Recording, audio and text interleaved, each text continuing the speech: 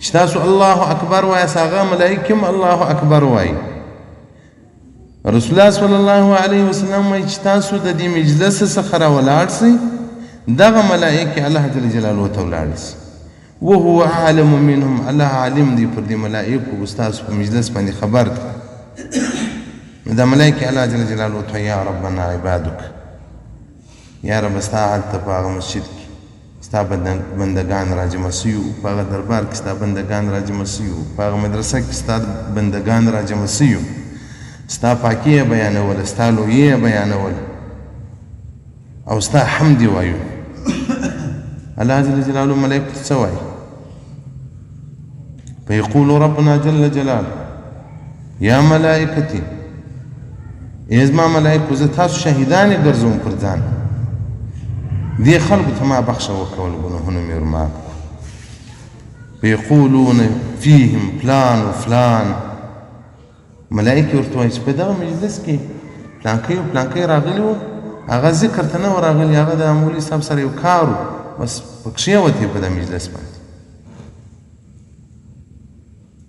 الله جل جلاله ورته وایي زه هغه څوک یم چې د ښو خلکو مجلس ته بد راسي هغه م ورسره مات کوم. نو د ذکر مجالس ته ورځي. مخکې مې هم درته وویل په نور بیانو کې دا ډېر ذکر په انسان کې راځي چې سړی مرید سفیر پیدا کړي. که څوک حافظ د قرآن جوړیږي نو پر استاذ به سبقان وایي، ډېرې ستړې به ګالي بیا به د ده سینې ته حفظ د قرآن ولیږي. که څوک عالم کېږي هغه پر مور باندې علم لاس ته نه راوړل کېږي، نه په دوکان کې، هغه به ځي په مدرسه کې به سبقان وایي، په مسجد کې به سبقان، یا به له کوره مدرسې و مسجد ته وځي، استاد به سبقان ورته وایي وایي وایي، اخر به بیا ملا کېږي، بیا به نور سبقان. دغه رنګه چې څوک ذاکر جوړېږي د ذکر دپاره هغه خانقاوې دي، دربارونه دي.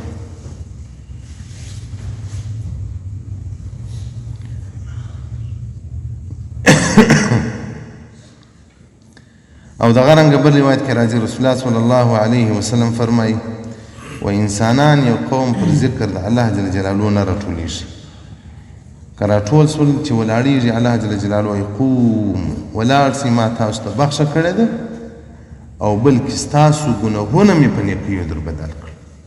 سبحان الله، ستاسو ګناهونه مو په نیکیو در بدل کړل. حدیث امام طبرانی ذکر کړی دی، وایي رجال و ثقات، دغه راویان د حدیث هم ثقه دي. نو په ذکر کې د دنیا او د آخرت کښت دی. الله جل جلاله دې موږ تاسو ذاکرین جوړ کړي. د آخرت کښت خو یې دا دی چې پر الله ته زکندم به دې ژبه لندی، د قبر رڼا به یې در سره، او په ورځ قیامت به د الله جل جلاله په رحمت کې. نو موږ دوی خو هغه د وروستي زمانې مسلمانان یو چې څه دا د دنیا ګټه کې پکښې یا کار نو بیا بیخي د پرستي باندې کوو. هغه د شیدو مجنونان، مجنون دی په مسجد کې پروت، لیلا شیدې ورته ناسته، دا شیدې نه خور، لیلا د مجنون د لاس یې نه خوړې، ورته کتل. دلته به دا کلي کې ماوارو خلک پراته وو، یا مجنون په مسجد ننوتی درځي د لیلا د دربار سوشان ورته راځي، نو شیدې راځي مجنون یې نه خوري، یاران ورته ناستې څښي. لیلا ماریانه سو چې دا مجنون کله زما د شی خوړې خو ورته کتل به خوند یې پرې است. نو بل ورځ به خادمې ته وویل چې مجنون ته وایه یو جام وینه مې پکار ده. نو نجلۍ خو هم راغله، هلک راغلی، هغه نور مجنونان چې شیدې څښلې هغو ته ویل تی شیدې وخورې، لیلا وایي دا جام له وینو را ډک کړي. هغه یو ورته نجلۍ ته یې ویل موږ د شیدو مجنونان یو، د وینې مجنون هغه دی، هلته ورسه.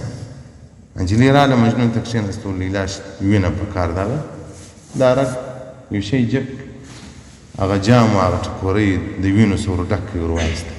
بس مجنونان لاړل د شیدو. موږ دوی خو دا د دنیا مجنونان چې په یو کار کې څه د دنیا لالچ دا عجب شی ورباندې ورځي. نو وایي دوه مجوشیه وه، دا د اور عبادت یې کوه، یو کشر ورور یو مشر ورور. یو وخت دا کشر ورته وایي دا اور ته به لاس ورور کې موږ نه سوځلو، نو بس موږ خدای دی، او که سوځلو نه دا څنګه خدای دی چې موږ ته موږ سوځي. نو چې لاسونه یې واړوړله ویې سوځل. نو په دې اتفاق راغلی چې سهار به یو عالم توضو د مسلمانانو اسلام به راوړي. کشر اسلام راوړي، مشر شیخ قیس اسلام یې نه راوړي. کشر ته هغه عالم لاره د عبادت ور وښوله چې هغه د الله کور مسجد دی، د الله ذکر کوه، عبادت کوه. نو هغه مجوسي چې مسلمان سو راغلی په مسجد کې په لمانځه ودرېدي، باره د اولاد معاینات ټول ځینې یې شو. مخصان ناوخته کور ته ورغلی، اولاد ورته یې څه مزدوري او شی نه ورکول، خو موږ وږي یو. دی ما د دوی چا مزدوري شروع کړې ده، هغه به انشاءالله موږ ته هر څه راکړي. ما د رازق رب چې رزاق رب دی، رزق ورکوونکی دی، د هغه مزدوري مې شروع کړې، هغه به اجر راکړي. نو خو تهجد باندې بیا راووت. دا بله ورځ ما چې ماښام کور ته ورځو کشنام ته موږ خو وږي شی نه لرو، دوی ما د دې رب مزدوري شروع کړې ده، هغه مزدوري راکوي. نو د تهجد باندې چې مسجد ته راغلی ویل یا رب ستا عبادت دی او زما د ماشومانو خدمت دی، دواړه نه شم سره کولی.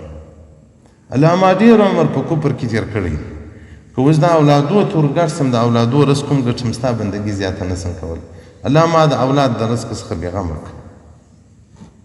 نو تهجد باندې چې د ماښام ټیم چې دی کور ته راځي، ناوخته په کور کې هغه لیلی بوی ځي لکه پسه چې حلال شوي، چې راغله ماشومان خاندي سره خندا د پسه حلال شوي دي، غوښه.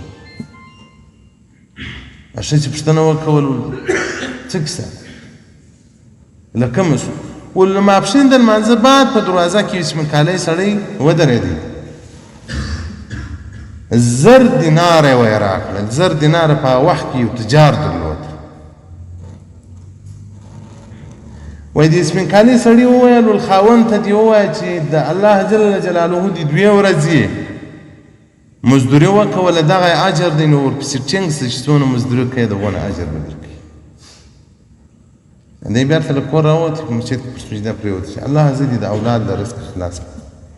نو که سړی واقعات په دې لارې پورې لسي، تاسو باور وکړئ د دنیا په هیڅ کار به نه یې اخته، تا ته به رزق را روان دی، دی رزق به هم نه وي چې په دنیا کې انسانان دي، سرمایداران دي، تر هغو به ستا ښه ډوډۍ وي، ښه رزق وي. نو په ذکر کې نورې ګټې هم پرتې دي. الله دې موږ تاسو اهل د ذکر جوړ کړي. الله دې دا زموږ ژبې په ذکر دائمي مشغولې وګرځوي. الله جل جلاله دې زموږ له ژبو څخه نور مجلسونه او خنداوې ایسته کړي. رسول الله صلی الله علیه وسلم وایي یو وخت جبرائیل علیه السلام ته ویل دا میکائیل علیه السلام چې راسي، ما د ده په خوله کې تر اوسه خندا نه دی لیدلی، او حالانکې ملایکې پاکې دي، د الله جل جلاله پاک مخلوق دی او جنت کې. وایي جبرائیل علیه السلام ورته وویل چې میکائیل علیه السلام دوزخ لیدلی دی، بیا نه دی خندلی.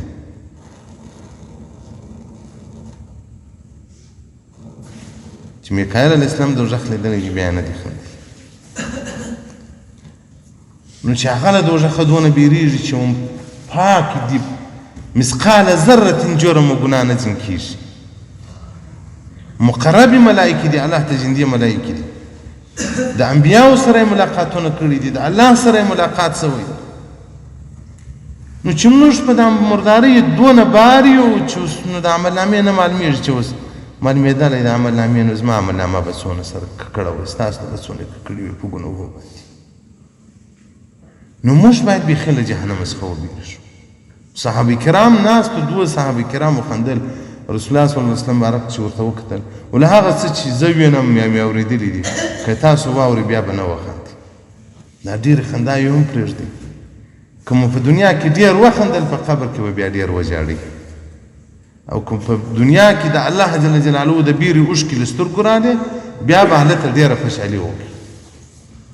د مور او د پلار پر غم خو ډېر انسانان ژاړي، د دنیا په تاوان خو ډېر انسانان ژاړي. ما ته یو وخت یو چا وژړل، بیچاره ته ته څاښت ورکړه، په دا زړه یې بد حالات راځي، ډیوالي سوی. ما ته حالت ته داسې عهد راغلی په خوله کې، ما چې دونه د الله جل جلاله له بیرې سړی په عذاب شي، الله به سړی په دنیا کې جنتي کړي. نو موږ باید د قبر وبېرېږو له آخرته وبېرېږو که مرګ نه وي بیا هر څه کوو او چې مرګ سته راته باید دا شیان ټول په سترګو کې انځور کړو. السلام علیکم.